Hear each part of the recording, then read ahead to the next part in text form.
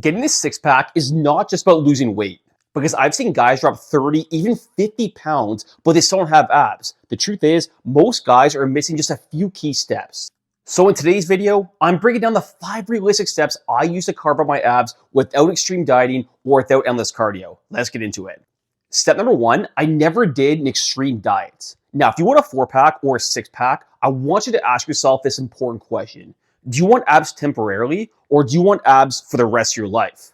Because if you want abs for the rest of your life, then you have to find something that you can sustain long term. And where a lot of men kind of fall off track is we do something that's pretty extreme, like maybe we do a keto or some sort of diet we just can't sustain long term, or maybe we just cut our calories for crazy. What happens is we lose a bunch of fat to start, we can't sustain it, and we gain that fat back. So what I'm telling you is, if you want to actually get a 4-pack and 6-pack for life, you have to find an eating protocol that fits your lifestyle. For me, what I do, we call it our weekend worry method. I basically just lower calories, or I should say my calories, Monday through Friday. That way I can enjoy my whiskey, my pizza on the weekend. It's just a plug and play system. It's so simple to do. Now you might be thinking like, is this actually realistic? And can I have these foods every weekend and still drop body fat? You absolutely can. And I'll even show you a few before and afters right here. That way you can believe me. All these guys I'm showing you right here did the exact thing I did. Lower the calories Monday to Friday, and then we just increase the calories a little bit more on this Saturday. That way you can have some of those favorite foods.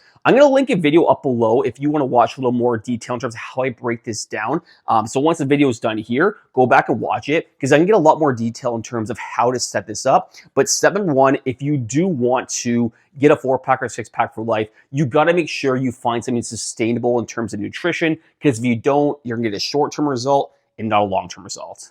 Step number 2, I was never off track more than 1 week. Now, this is a mistake most guys make. It's the consistency part of it, because we're so busy with our family, our careers, our partners. We try to balance that out with health and fitness. We do good with health and fitness for a little bit, but we get so busy, and then next thing we know, we put that on the back burner. So if that sounds like you, don't worry. I'm going to tell you how to fix it at the end of the video, but we're going to make sure that switch stays on all the time, because if it switches on and off, we're going to lose weight, gain weight, and then repeat that vicious cycle. I'm going to give you a baseball analogy that's going to make perfect sense. Now, if you don't understand baseball, just skip to the next part of the video, 100% fine. But for those who understand baseball, think of it this way when it comes to managing consistency.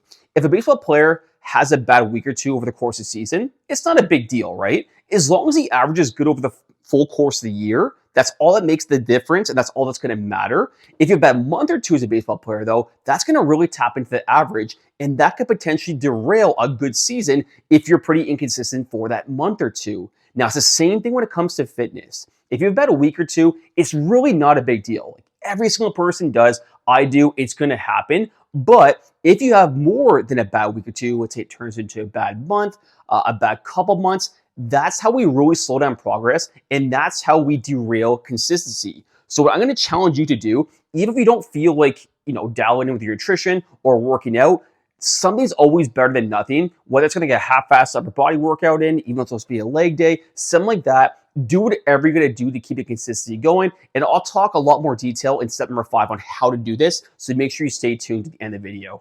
Step number 3, I lifted weights 5 times per week, and I actually never did cardio. Now, let me ask you a question. Do you want to lose a bunch of weight just so you can drop a number on the scale? Or do you want to drop body fat? That way you actually look lean, chiseled, and then actually see muscle definition.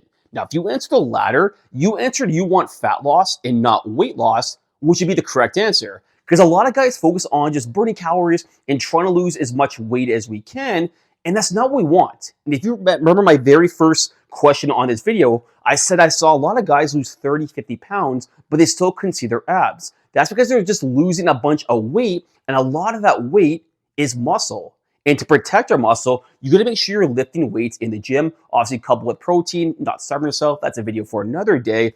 But lifting weights is the name of the game. And myself and basically every single one of our clients in our program, so basically any testimony you'll see, is essentially lifting weights and obviously coupled with calorie deficit and protein. So if you do want to see your abs, that 4-pack and 6-pack, make sure you lift weights. Now this is going to lead me to our secret sauce in step number 4. So let's get into it. Step number 4, I walk 10 to 15,000 steps per day. Now, before you yell at me and say, Rich, there's no way I can do that, don't worry. I'm going to tell you what we can do in just 1 minute. But literally walking coupled with strength training is a cheat code for fat loss and not just weight loss. So why do I like walking over cardio? Because you might be thinking like cardio burns more calories, more high intensity, you feel better. I totally get it. But here's the problem with cardio compared to walking. When you do a ton of cardio, let's say like when I mean cardio, I'm talking like either jogging, sprinting, Tabata. I'm sure you know what I'm referring to. What's going to happen is, yes, you're going to burn more calories relative to walking. However, it's going to have a huge impact on your body.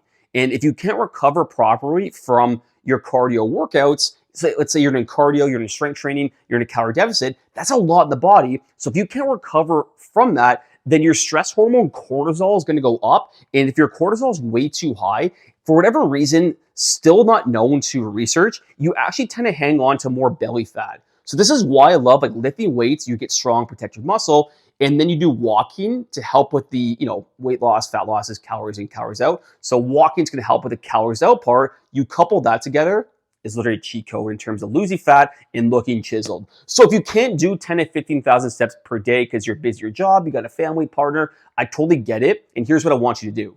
So if you don't know your step count number, go to your health thing in your iPhone, your health app, whatever it may be. Check how many steps you're doing per day. And what I want you to do is try to increase it by 2,000 for the next couple weeks. So let's say, you look at it, and I totally get it. You're not gonna have your iPhone on you every single second, so the step count is not 100% accurate. But let's say it says like 5,000. What I want you to do, aim for 6,000 to 7,000 for the next 2 weeks. And I want you to slowly increase it the best you can. But it goes back to point number 2, which I talked about in terms of consistency. Don't do something you can't sustain. So, I'm saying 10 to 15,000 steps per day. If you can't do it long term, don't do it. But definitely try to increase your step count the best you can. Because if you couple that, lifting weights, I promise you, it's an absolute game changer. Let's get to the last point, and we'll really kind of tie a ribbon on how I got my six-pack. That way you can do it yourself. I'm going to tell you the key to stay motivated and never falling off track in just one sec. But quick little recap to make sure you know every single point again. Number 1, I never did extreme diet, so make sure you find a diet that's sustainable. Number 2, I never fell off track more than 1 week. Consistency is the name of the game. Number 3, I lift the weights 5 times per week. Never really did cardio. You can do 3 or 4 times per week if you need to. Number 4, 10 to 15,000 steps per day I did. Again, if you can't do it, then work your way up the best you can. And step number 5, and this is the game changer, and I'm going to really break this down for you, but the key is I don't negotiate with myself. Now, we're going to do a bit of a drill right now, and I actually want you to write this down, and I want you to write the answers to these questions down, because once you have this, and once you do this, I guarantee you can't fall off track. Here's the rule. No matter what I ask you, you have to, once you write your answer down, you have to do it, and you can't negotiate with yourself kind of time back to the point. And a couple main questions I'm going to ask you is, number 1, how many times can you commit to working out per week? So it has to be right. So let's say it's 4 times. You have to do 4 times per week. So if you're unsure, go a little bit under and then you can work your way up. But I want you to write that down. How many times can you commit to working out per week? The second thing is, how many grams of protein can you commit to every single day? If you want the resource on this, by the way, I'll drop in the comments below that we can see some cool recipes. But how many grams of protein can you commit to every single day? I want you to write that down. And the third thing is, how many steps can you commit to a day as well?